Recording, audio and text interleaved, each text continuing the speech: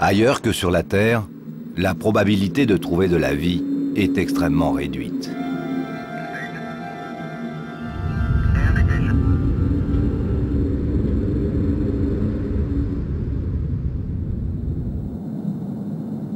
Aucune autre planète ne ressemble à la Terre.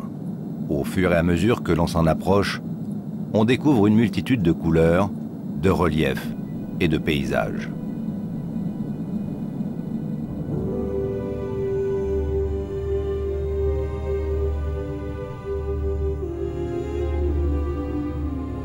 L'extrême variété de ces milieux permet à une multitude d'espèces végétales et animales de se développer et de vivre. La vie est partout, ou presque, sur notre planète.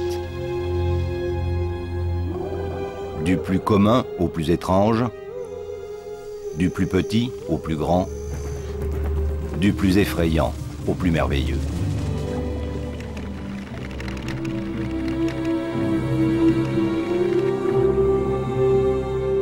L'ensemble des êtres vivants qui peuplent la Terre est appelé la biodiversité. Et parmi toutes ces espèces, il y a l'homme. L'homme est une espèce vivante parmi les autres. Il fait donc partie intégrante de la biodiversité dans toute sa diversité ethnique et culturelle.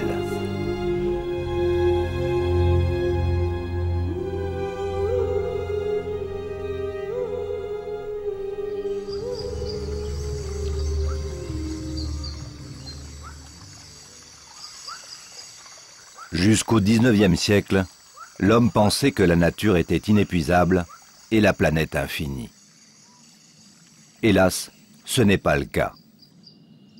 Avec la révolution industrielle, l'emprise de l'homme sur la Terre s'est accrue et on a alors pris conscience de ses impacts sur l'environnement. Pollution, destruction des habitats par la transformation des terres et l'urbanisation. Introduction d'espèces envahissantes qui modifient l'équilibre des milieux naturels. Surexploitation des ressources. L'homme détruit et modifie les milieux naturels à une cadence sans précédent, alors que la nature a au contraire besoin de temps pour se régénérer. Bouleversement climatique dû aux émissions massives de gaz à effet de serre. Déjà, des centaines d'espèces connues ont disparu. À cela s'ajoutent toutes les espèces qui ont disparu avant même que la science ne les ait décrites. Ces extinctions récentes n'ont qu'une seule cause, l'homme. Aujourd'hui, le nombre d'espèces menacées à cause de l'homme augmente rapidement. En France, il n'y a plus que quelques dizaines de loups aujourd'hui. Le bouquetin des Pyrénées s'est éteint en janvier 2000. Les ours bruns sont également menacés, tout comme les tortues d'Hermann. Les conséquences de l'extinction d'une espèce sont dramatiques, car les êtres vivants sont dépendants les uns des autres. La disparition d'une espèce peut entraîner d'autres extinctions en cascade.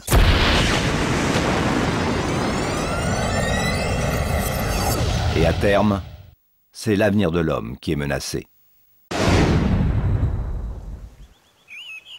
Les hommes oublient souvent l'incroyable travail que la nature accomplit pour eux et que la technologie ne pourra jamais remplacer.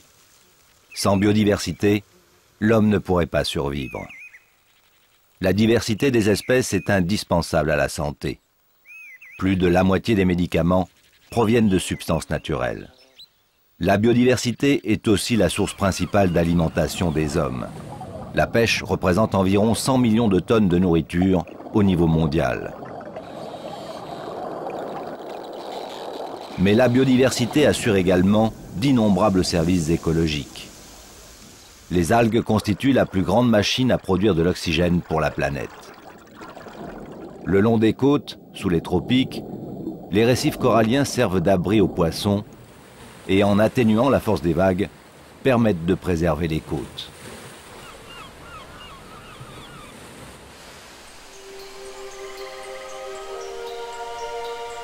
Les forêts sont également indispensables à la vie. Elles fournissent du bois, absorbent l'eau pendant les périodes pluvieuses et la rediffusent pendant les périodes sèches.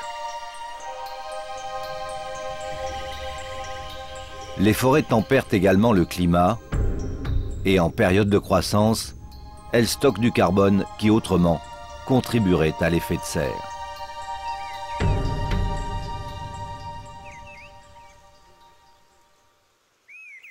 Les plantes à fleurs, pour beaucoup d'entre elles, dépendent pour leur pollinisation d'insectes comme les abeilles, les bourdons ou les papillons.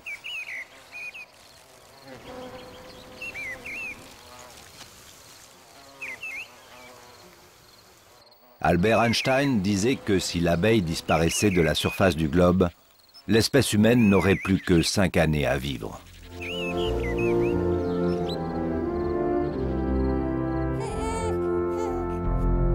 L'avenir des générations futures dépend du respect de la biodiversité.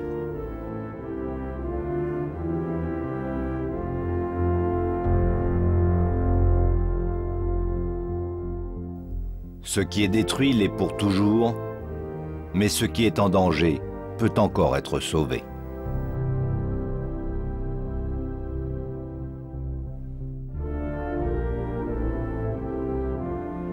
Chaque occasion qui m'est donnée d'observer la nature dans le blanc des yeux, je m'étonne qu'en seulement 4 milliards d'années, l'histoire du vivant ait pu générer, à partir d'aussi peu de matière originelle, une telle profusion et variété de vie que l'on appelle aujourd'hui la biodiversité.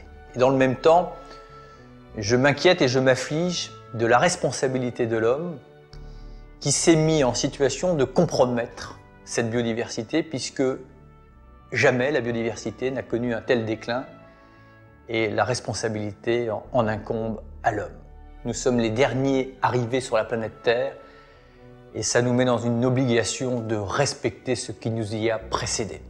Nous avons un destin commun avec l'ensemble du vivant. Nous sommes sur le même radeau et si ce radeau est précipité dans l'abîme, eh bien les hommes seront précipités avec les autres êtres vivants.